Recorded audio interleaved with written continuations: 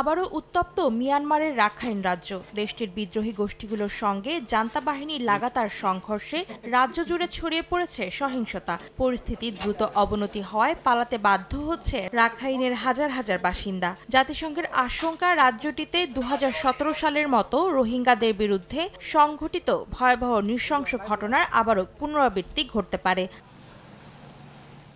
শুক্রবার মিয়ানমার পরিস্থিতি নিয়ে উদ্বেগ প্রকাশ করেছেন জাতিসংঘের মানবাধিকার বিষয়ের প্রধান ভলকার তুর্ক। তিনি জানান, সহিংসতা থেকে পালাতে গিয়ে নিহত হয়েছে শত শত মানুষ। রাখাইন জুড়ে বিচার বহির্ভূত হত্যা, অপহরণ, নির্বিচারে বোমা হামলা সহ রোহিঙ্গা জনগোষ্ঠীর বিরুদ্ধে সংঘটিত সকল নির্যাতনের জন্য ভলকার তুর্ক আরাকান আর্মি ও জান্তা বাহিনী উভয়কেই দায়ী করেছেন।